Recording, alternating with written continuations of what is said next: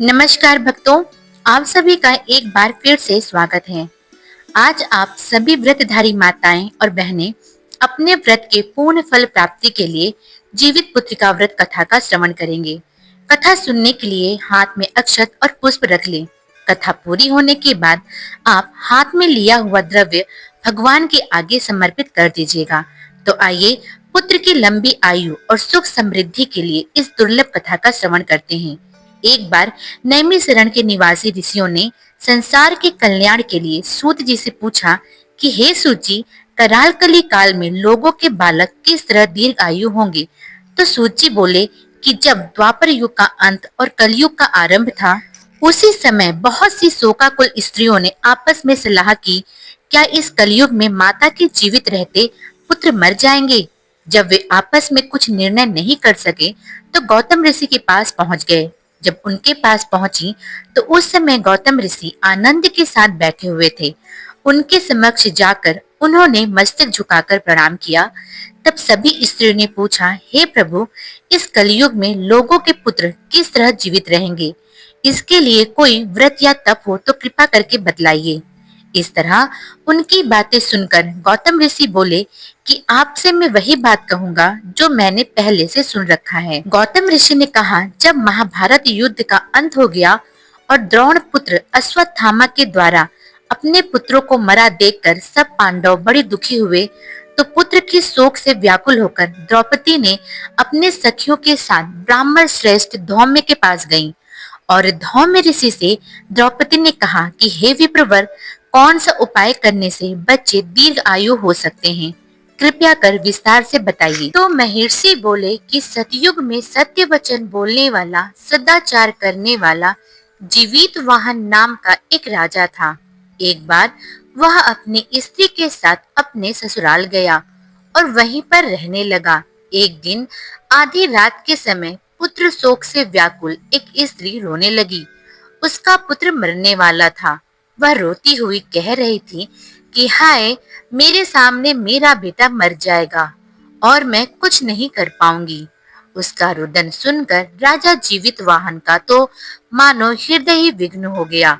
वह तत्काल उस स्त्री के पास गए और उनसे पूछा, हे माते, तुम्हारे बेटे को क्या हुआ है, वह कैसे मर जाएगा। तब उस औरत ने उत्तर दिया, एक गरुण प्रतिदिन आकर गांव के लड़कों को खा जाता है। इस पर दयालु राजा ने कहा, हे माता, अब तुम रोना बंद करो और यहाँ पर बैठ जाओ। मैं तुम्हारे बच्चे को बचाने का यत्न करता हूँ। ऐसा कहकर राजा उसी स्थान पर गए जहाँ गरुण आकर प्रतिदिन मांस खाया करता था। उसी समय गरुण वहां आ गए और उस पर टूट पड़े और उस राजा का मांस खाने लगे। जब अतिशय तेजस्वी गरुड़ ने राजा का बाया अंग खा लिया, तो झटपट राजा ने अपना दाहिना अंग फेर कर गरुड़ के सामने रख दिया। यह देखकर गरुड़ जी ने कहा कि तुम कोई देवता हो, कौन हो तुम, मनुष्य तो नहीं जान पड़ते। अच्छा, अपना जन्म और कुल बताओ। पीड़ा से व्याकुल मन वाले राजा ने कहा, हे पक्षीराज, इस तरह के प्रश्न करना व्यर्थ है। तुम अपनी इच्छा भर मेरा मांस खाओ।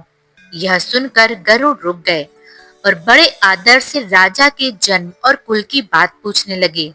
राजा ने कहा, हे गरुड़ देव, मेरी माता का नाम सैव्या है और मेरे पिता का नाम सीलवाहन है। सूर्यवंश में मेरा जन्म हुआ है और जीवित वाहन मेरा नाम है। राजा की दयालुता देखकर गरुड़ ने कहा, हे महाभाग, तुम्हारे मन में जो भी अभिलाषा है, जो भी आशा हो, वह मांगो, मैं तुम्हें वरदान देता हूँ। राजा ने कहा, हे पक्षीराज, यदि आप मुझसे प्रसन्न हैं, मुझे वर देना चाह रहे हैं, तो वर दीजिए कि आपने अब तक जिन प्राणियों को खाया है, वे सब के सब जीवित हो जाएं। हे स्वामी, अब से आप यहाँ बालकों को ना खाएं और कोई ऐसा उपाय करें जिससे वो प्रसन्न हो और उन्नत हो और वे बहुत दिनों तक जीवित रहें। महर्षि ने आगे उन स्त्रियों और द्रौपदी से कहा, पक्षीराज गरुड़ राजा को वरदान देकर स्वयं अमृत के लिए नागलोक चले गए। वहां से अमृत लाकर उन्होंने उन मरे हुए मनुष्यों की हड्डियों पर बरसाया। ऐसा करने से सब लोग जीवित हो गए। राजा की दयालुता देखकर गरुड़ ने फिर कहा, मैं संसार के कल्याण के लिए तुम्हें एक और वरदान देता हूँ। आज अश्विन माह की कृष्ण पक्ष की अष्टमी तिथि है। आज ही तुमने यहाँ की प्रजा को जीवन दान दिया है, जो जीवित पुत्रिका के नाम से विख्यात होगा।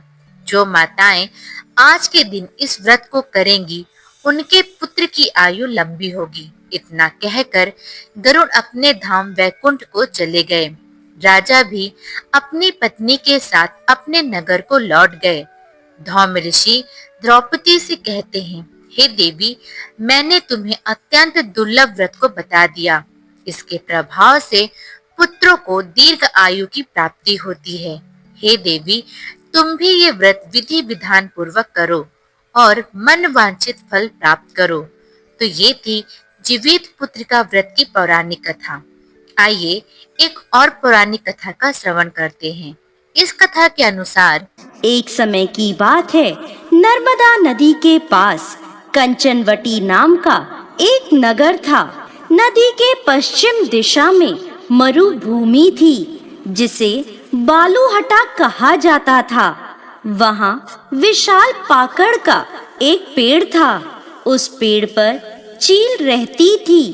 पेड़ के नीचे एक खोखर था, जिसमें सियारिन रहती थी। चील और सियारन में गहरी दोस्ती थी। एक बार दोनों ने मिलकर कुछ स्त्रियों को जीतिया व्रत करते हुए देखा। तब उन्होंने यह व्रत करने का संकल्प लिया। फिर दोनों ने भगवान ज्योतिवाहन की पूजा करने के लिए निर्जला व्रत रखा। व्रत के दिन उस नगर में एक बड़े व्यापारी की मृत्यु हो गई और व्यापारी का दाह संस्कार उसी मरुस्थल पर किया गया। दिन बीतने के बाद जब रात हुई, तब वहाँ मौसम खराब हो गया। बिजली कड़कने लगी और बादल गरजने लगे। वहाँ पर बड़ा तूफान आ गया। अब सियारिन को भूख लगने लगी। मुर्दा देखकर वो खुद को रोक ना पाई और उसने व्यापारी के शरीर को खा लिया और उसका व्रत टूट गया। पर चील ने संयम रखा और नियम व श्रद्धा से अगले दिन व्रत का पारण किया। फिर अगले जन्म में दोनों सहेलियों ने ब्राह्मण के परिवार में 2 पुत्रियों के रूप में जन्म लिया। चील बड़ी बहन बनी और उसका नाम शीलावती रखा गया। शीलावती की शादी बुद्धिसेन के साथ हुई। सियारन छोटी बहन के रूप में जन्मी और उसका नाम कपूरावती रखा गया। उसकी शादी नगर के राजा मलाईकेतु से हुई। अब कपूरावती कंचनवटी नगर की रानी बन गई। भगवान ज्योतिवाहन के आशीर्वाद से शीलावती के 7 पुत्र हुए, पर कपूरावती के सभी बच्चे जन्म लेते ही मर जाते थे। कुछ समय बाद शीलावती के 7 पुत्र बड़े हो गए। वह सभी राजा के दरबार में काम करने लगे। कपूरावती के मन में उन्हें देखकर ईर्ष्या की भावना आ गई और उसने राजा से कहकर शीलावती के सभी पुत्रों के सर कटवा दिए और उन्हें 7 नए बर्तन मंगवाकर उनमें रख दिया और लाल कपड़े से ढककर शीलावती के पास भिजवा दिया। यह देखकर भगवान ज्योतिवाहन ने मिट्टी से 7 भाइयों के सिर बनाए और सभी के सिर को उनके धड़ से जोड़कर उन पर अमृत छिड़क दिया, जिससे सभी में जान आ गई और शीलावती के 7 पुत्र जिंदा हो गए और अपने घर लौट आए। जो कटे हुए सिर रानी ने भेजे थे, वो फल बन गए। दूसरी ओर रानी कपूरावती शीलावती के घर से पुत्रों की मृत्यु का समाचार सुनने के लिए व्याकुल थी। जब बहुत देर तक कोई समाचार नहीं आया, तो कपूरावती स्वयं ही बड़ी बहन के घर चली गई। वहां सबको जिंदा और खुश देखकर वो बेहोश हो गई। जब उसे होश आया तो अपनी बहन को उसने सारी बात बता दी। उसे अपनी गलती का पछतावा हो रहा था। भगवान ज्योतवाहन की कृपा से शीलावती को पूर्व जन्म की बातें याद आ गईं। वो कपूरावती को लेकर उसी पाकड़ के पेड़ के पास गई और उसे सारी बात बताई। यह सुनकर कपूरावती उसी समय मृत्यु को प्राप्त हुई।